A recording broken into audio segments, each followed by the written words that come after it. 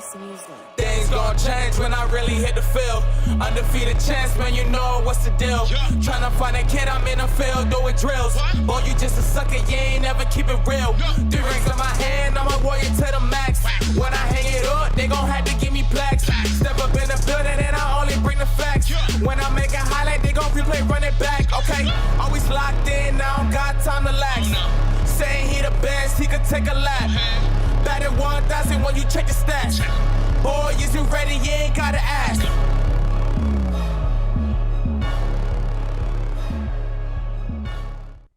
Welcome back to Just Winning. We're coming to you live from the NSM studio once again. The NFL season came and went, but this appears to be one of the most exciting NFL offseason in recent memory. It's really going to shake up the future of the NFL for the next few years. You know, we've got J.J. Watt. He's one of the older guys available. He's a 3-time Defensive Player of the Year. He's an unrestricted free agent for the first time in his career. Houston's also looking to they say they're not, but they are looking to move Deshaun Watson, and he's one of the absolute top young, talented quarterbacks in the NFL right now. Carson Wentz also may be looking for a change of scenery, who was once an MVP frontrunner before he got injured. And then, you know, you've also got the Cowboys in contract talks once again with Dak Prescott. We're going to get into all that and more. But first, let me introduce my good friend I brought on to help me break it down today, Jason Hamby. Jason, how are you doing today? Doing great. I'm very excited to be here, very excited to talk some sports. Yeah, I'm very excited to have you here. As I mentioned, J.J. Watt's available. PFF just reported the front runners right now are the Browns. They've currently showed the most interest. Other prospects include the Steelers, the Titans, the Bills, and the Packers. Jason, what do you think the best landing spot for J.J. is? I think the Browns could be a great place for him. I mean, pairing with Myles Garrett, I could see that benefiting both a lot. I'd also see the Bills being potential suitors for him, being that their sack leaders were A.J. Klein and Mario Addison last year, who just had 5 apiece. I could definitely see J.J. Watt sliding in there and giving them a help with the pass rush. Yeah, absolutely. I think, you know, those are both great spots. The Bills seem a little less realistic. I think, you know, the Browns, as you mentioned, you know, you add J.J. Watt with Myles Garrett. That's probably the scariest pass rush in the whole league right there, assuming J.J. Watt stays healthy. I would really love to see him in Pittsburgh playing with his brother. It would be an interesting situation because, you know, I think he would have to take a pay cut. He would have to make less money than his brother. But with Bud Dupree going out the door, Pittsburgh's not going to be able to re-sign him. J.J. Watt would be a great way to sort of replace him and, you know, keep them in contention for another year or so, depending on their quarterback situation. It's like Pittsburgh would be a great landing spot. You know, another great pass rushing duo would be if, you know, Green Bay can lure him in. J.J. Watt, he's a Wisconsin guy. He's from Wisconsin. You know, bring him in, get that pass rush going with Darius Smith, Kenny Clark up the middle. I think that would be sweet. So, you know, I think right now the Browns are the front runners with Steelers and Packers right on their toes. The other Houston Texan who's looking for a new location this offseason is Deshaun Watson. He's requested a trade. Houston says that they don't want to trade him, but, you know, I think that's just leverage so they can get a better return for him. We see that all the time in the NFL.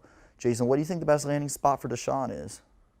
I think the best landing spot for him would be the Miami Dolphins. Whether I think it'll happen is one thing. I do think that is the best spot and the team that's most ready to win now. I don't believe the Dolphins will be willing to part with what I think would be Tua and 2 additional first-round picks. I don't believe the Dolphins would do that, but I do think the Dolphins will be the best fit. Some other teams that I've seen are interested in him are the San Francisco 49ers, the New York Jets, and I personally think it would be very interesting to see if he would go to the New England Patriots and be with Bill Belichick. Yeah, absolutely. I don't know that the Patriots are an option for him because of his salary cap scenario. The Dolphins, now he did post a picture out in Miami with some Dolphins players.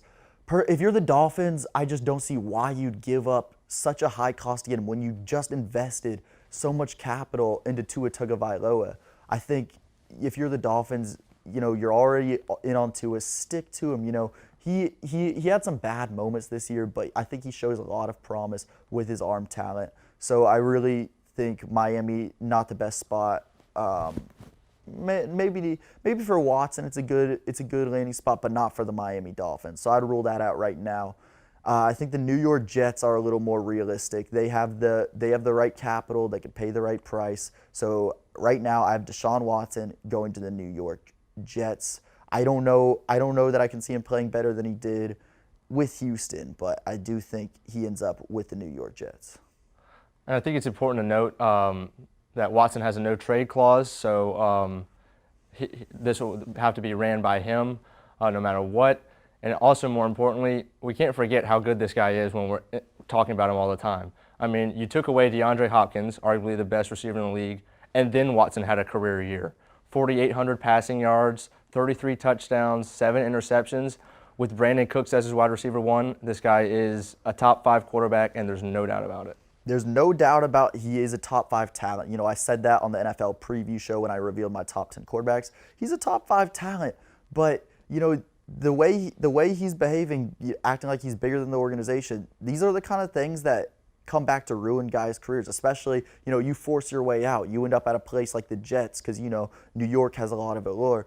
Now your career is tanked. You're in look how playing in New York is working for Sam Darnold and Danny Dimes. So, you know, you got to be careful if you're Deshaun Watson. This is a crossroads in your career, and it can make or break it. Now, on the other side, a guy that I have no character questions in, Dak Prescott. You know, Cowboys, they're in contract talks with him. He doesn't want to play on a franchise tag. Dallas doesn't. Right now, they're far away with money, but both sides say they want to stay together. Jason, what do you think happens with this Dak Prescott situation? I definitely think a deal will be done. I don't know when. And I've also seen the rumors of Russell Wilson being interested in going to Dallas, which I don't buy at all, in a potential trade, I guess, of both of those players. But I do see Dak staying with the Cowboys for a long time. I think they'll get a deal done sooner or later. See, I actually will go out on a limb. I say I don't think Dak Prescott is going to be playing for the Cowboys next year because the Cowboys have so much capital right now. You can offload Amari Cooper or Zeke's contract and then that way you can bring in, you know, maybe a Deshaun Watson. Maybe they get Carson Wentz. You know, we see guys move within the NFC East so often. Maybe that's Carson Wentz's change of scenery. You know, like I mentioned, Deshaun Watson, he would look great in a Dallas Cowboys uniform. Sam Darnold also could be available. So I think the Cowboys, at the end of the day, they're going to have better options than throwing a lot of money at Dak Prescott, which if they were going to do, they probably would have done by now. I 100% agree. I could see Darnold, and I think people are forgetting how good Darnold is with very minimal offensive line, and very minimal help at the wide receiver position. This guy makes a lot of throws that a lot of quarterbacks cannot make. So I'll be interested to see where he is, but I'm very high on him as well. Yeah. On which one? On Darnold? Yeah, very high on Darnold, very high on all of them, honestly. See, I think Darnold, I'm ready to go and say Darnold is a bust, okay? No, listen, when I watch him, I don't know if there's a quarterback besides maybe Jameis Winston who throws worse interceptions. And where's Jameis Winston right now? He's on the bench. He couldn't even get a starting job over Taysom Hill, who's essentially a gadget player. So Sam Darnold is a bust. He'll probably be out of the league within 3 years. No, the guy makes Rashad Perriman look like a wide receiver 1. I know Rashad Perriman is a wide receiver 1. Okay. Don't hate on my UCF guy. Okay. He's got the speed to run with anyone in the league. Okay. Okay. Rashad Perriman, number 1 guy. Besides that, I will give you this. Darnold, he hasn't had the best targets to throw to. He's played behind not a great O-line, but a better O-line than some. Either way, guys who are inaccurate like Darnold, guys who are bad decision makers like Darnold, those are 2 traits right there that just don't typically change, especially this far into his career. I can't disagree with that. So what about Carson Wentz? Where do you see Carson Wentz land? Do you think here's my thing with Carson Wentz. He showed the talent in his career, but is he washed? Is he done? Or is he a change of scenery guy who figures it out on his next location? I think he's definitely a change of scenery guy. I think the 2 frontliners for him are the Chicago Bears and the Indianapolis Colts. I have seen reports that the Bears are more interested than him and have offered more than the Colts. But for Wentz, he's interested in reuniting with Frank Reich, the head coach of the Colts, who was his offensive coordinator back in 2017 when he was having his MVP year. Before he got hurt, they were 11-2. He had a crazy touchdown and interception ratio, and Frank Reich ended up taking that offense along with Doug Peterson and winning the Super Bowl. And I've heard a lot of things about how good their relationship is together, and I think Wentz definitely wants to go reunite with him with the Colts.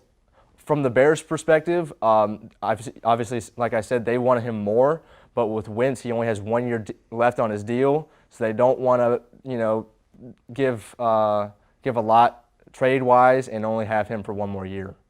Jason, here's my question, though. I don't doubt he wants to be reunited with Frank Reich. I don't doubt Frank Reich wants to be united with him. But will it work for Carson Wentz there? Is he gonna salvage his career? Is he gonna redeem himself? Or, is what we saw from Carson Wentz last year what we're gonna continue to see from Carson Wentz? I definitely don't think the Carson Wentz of last year is the one that we'll see going forward if there is a change of scenery. I still believe in this guy's talent. He's got a lot of arm talent. He's an underrated runner too, and he's smart with the football. Obviously, we didn't see this last year. I believe he had 14 touchdowns and 15 interceptions, or something of that sort. I do see him picking it back up, especially if he gets with a Frank Reich or a Nagy and gets some more weapons to help him out. I definitely think Wentz could salvage his career this year. Yeah, I think, my prediction, if he goes to the Colts with Frank Reich, salvages his career. The Bears scares me because their O-line, he's going to be in a situation right there where he was with the Eagles, where he's running around, he's in trouble on every play. So I think he goes to the Bears, we're going to see more of what we saw from last year with Wentz. He goes to the Colts, I think we're going to see MVP Wentz again. That is all the time we have for NFL offseason. I can't wait to see where these guys end up. It's, like I said, it's going to shape the near future of the NFL. We will take a quick break, and then we will be right back with our Beast, Bust, and Best of the Week.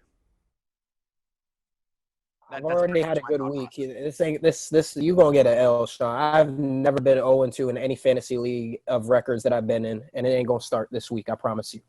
Projections don't mean nothing. Come back next week when you catch another L, Nick, like you've been doubting my Nuggets. Okay, just get ready to catch another L. What you say? That you only meant well, 'cause you did. What you say? That it's all for the best, 'cause it is.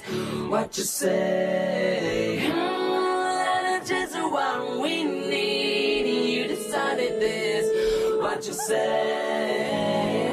What did she say?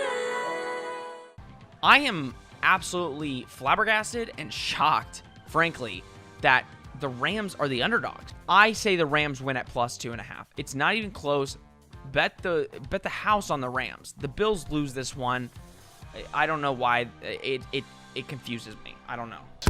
What you say? That you only meant well, 'cause you did. What you say? That it's all for the best. The Astros are going to cry. They're going to lose in 4, and they're going to go home, and they're going to cry and think about what they've done. What you say? That you only meant well, 'cause you did. What you say? That it's all for the best. Okay, so that's wrong. And I'm going Marlins because why not? The Fish don't lose in the postseason. Represent. What you say? That you only meant well, 'cause you did. What you say? That it's all for the best. Welcome back. You know what time it is. It's time for the Beast, Bust, and Best of the Week. This is Jason's first time on the show. I'm so excited to see what he brings. Jason, who is your Beast of the Week?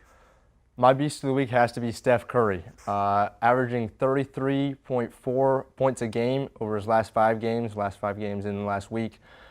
He's the first guard since 1995-96 season and Michael Jordan to average 25-plus points and a 50% field goal percentage in 10 straight games.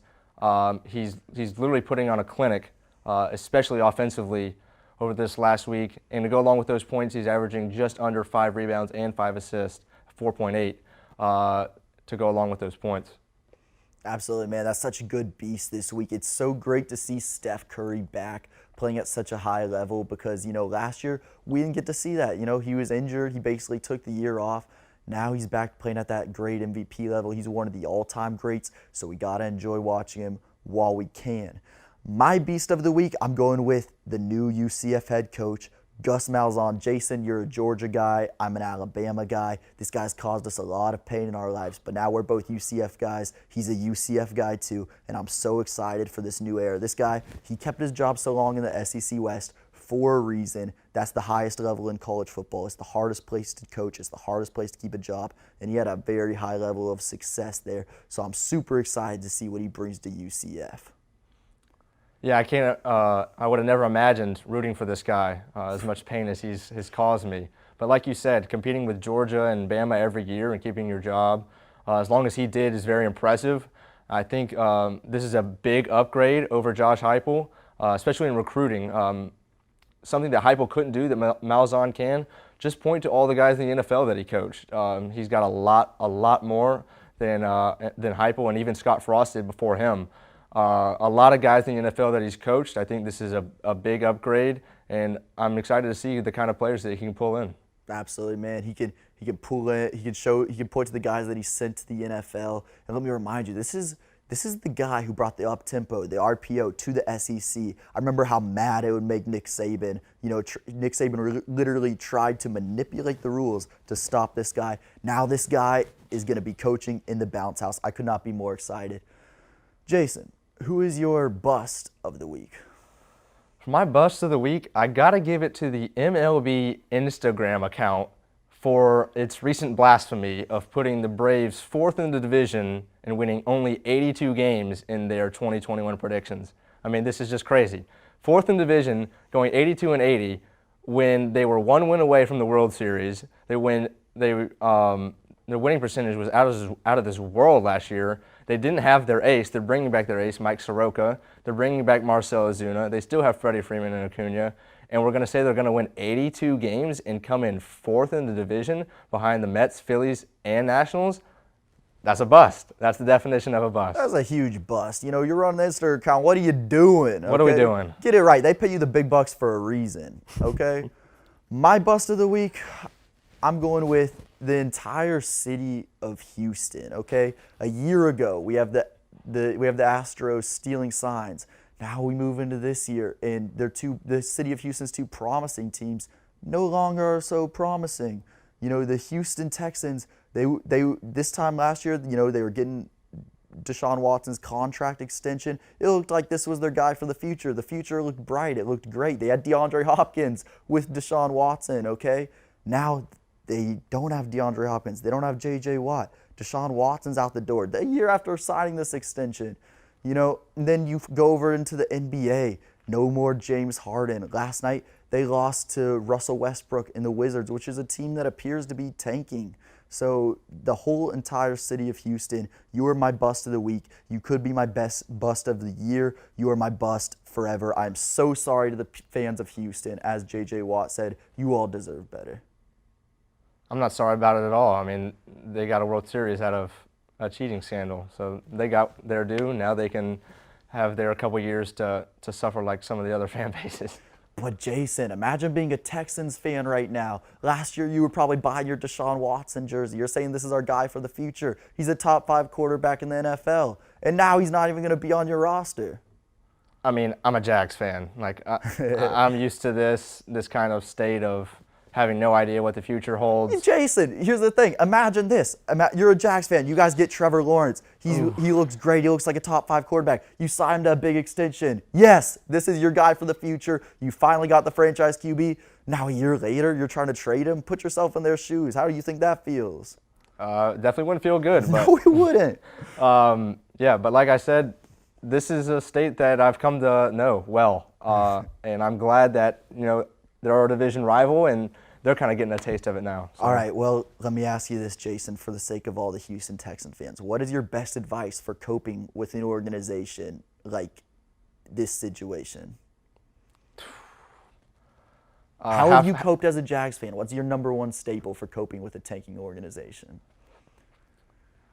A lot of ice cream, a lot of Ben and Jerry's. Yeah, I mean, yeah, have fun. I guess my advice to the grown adults of the Houston Texans would be have fun tailgating. Like that needs to be where you put all your chips in pre-game, so that post-game you're not having to think about how bad your team is. I once knew a wise man who was a Vikings fan during the Tavares Jackson era, and his staple, his mantra was, "It doesn't matter who wins and loses as long as the drinks are cold and the food is hot." So Texans fans, you're gonna have to live by that for as long as I can see. Jason, that's enough with the negativity. Who is your best of the week? My best of the week is going to go to the Utah Jazz. They hold the NBA's best record at 22-5, and they've won 18 out of their last 19 ball games. 18 out of the last 19. They're truly unstoppable, and they have the league's biggest point differential. They're not even keeping games close. They're blowing teams out night in, night out, and they're doing it on both sides of the floor, as their top 5 in offensive efficiency and defensive efficiency. So my best has to go to the Utah Jazz. Yeah, man, they're absolutely on a tear right now. It's certainly surprising to me because going into the season, the Utah Jazz, I thought they'd be sitting comfortably, 5 seed, ceiling probably 4 seed. They're number 1 in the West right now, and they're a great best for this week. My issue with the Jazz is come playoff time, I really don't take them that seriously. I don't think they could beat the Lakers in a best 7. I don't think they could beat the Clippers in a best of 7. Frankly, I don't think they could beat the Nuggets in a best of 7. I even question, could they beat Portland in a best of 7? I think that would be a good series. Jason, do you take this team seriously come playoff time? I take them seriously, but I still wouldn't pick them over teams like you said, like the Lakers and the Clippers. I would still take those teams over them. But I'm like Donovan Mitchell. It's hard to bet against that guy, and I could definitely see them making a run. But just off of years past, like you said, this is the team to beat until they prove it to you.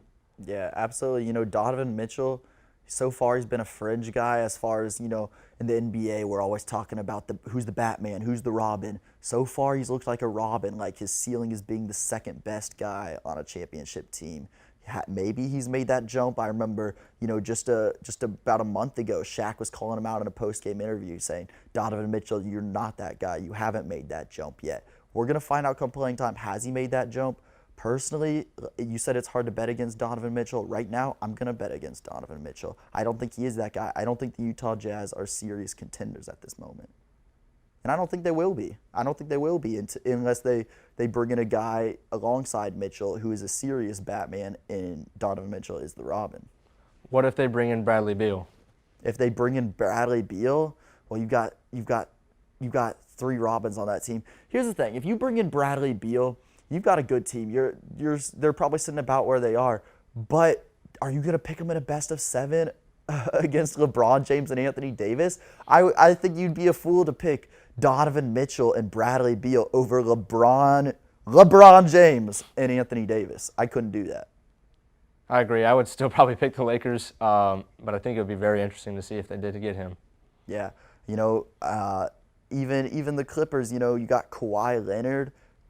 I'm taking him over Donovan Mitchell. Paul George, that's a little sketchy, but I'm taking Paul George over Bradley Beal. I think, take away last season. They called him playoff P for a reason. So I'm even taking the Clippers. If you had Bradley Beal to the Jazz. So, the Jazz, congratulations for having a guy like Donovan Mitchell. I'm a Magic guy. We don't even have a guy like that, but sorry, you're not serious contenders just yet. I agree 100%. Okay. Yeah, so my best of the week, I'm going with Gonzaga. The Zags, they look really good right now. They're undefeated. It's about this time every year where we look at Gonzaga. They look real good. They look like the top front runners. The problem is they don't really play anyone in the regular season, so we don't really get a great look at, are they for real till they get in the tournament? And, these last few years, they've been really disappointing in the postseason. But they're my best of the week because I think this year is different. This year they have 2 top 10 NBA draft prospects. They've got elite athletes on their team. Gonzaga is legit this year. I think Gonzaga will win the championship. Wow. You're just going to say, Oh yeah, I'll declare it right now. Gonzaga is going to win the championship. That's a pretty They're bold legit this take. year. Well, I mean, Jason, who's going to challenge them? I mean, we see in the tournament all the time, 6 seeds, 7 seeds challenging them. I mean, Baylor could challenge them very easily. They're right there behind them. I think they would wipe the floor with Baylor. I think the team that matches up with them is Michigan. 100%. But, you know, at the end of the day, you know, when you got guys like Suggs, you know, that's a guy who's going to carry you over a Michigan, over a Baylor. And this team, the way they're playing right now, they're playing great team basketball. Their ball movement is incredible. I turn this team on. Not once have I seen them out of position defensively. So, you know, I don't see anybody going toe-to-toe with Gonzaga. I mean, I want to be clear. I'm not dogging them at all. I just simply think picking anybody declaratively saying they're going to be the champion in what we've seen in the history of March Madness is a little outlandish. But I am a big believer in Gonzaga, and I'm a big believer in Mark Few, their head coach. And like you said, they've kind of not done so well in March Madnesses, even though they've been, you know, that 1-2 seed in years past, other than the 2017 year where they lost in the championship to UNC. They've had quite a few second-round Sweet 16 exits, and I will look to see them go much further this year. But like I said, declaring them the champions, a little too soon for that. Hey, if we're filling out our brackets today, that's the route I'm going. You know, it is March Madness. It's hard to feel safe about anything. They call it March Madness for a reason. They don't call it March Safety. They call it March Madness. So anything could happen. And man, I'm so excited. March Madness is one of my favorite times of year. I missed it so much last year. I cried all day when we missed it. So it's going to be an exciting time. Jason, if you had to declare somebody champion right now, who are you going with? I might go with Michigan, like you said. I think Michigan is a very well-rounded team. They do match up with Gonzaga well. They have, you know, players all over that can score. They have a lot of depth. And, so that would be my team to pencil in for March safeness. For March safeness. Absolutely. Michigan looks real good right now. I'm not going to fall for the recency bias. They look so good against Wisconsin. It was a huge win. Come March, though, I'm sticking with Gonzaga. You can pencil that into your bracket. That is all the time we have. Jason, thank you so much for joining me. And thank you guys so much for liking. Please hit the like and subscribe and tune in next week. Thank you very much. Have a great week.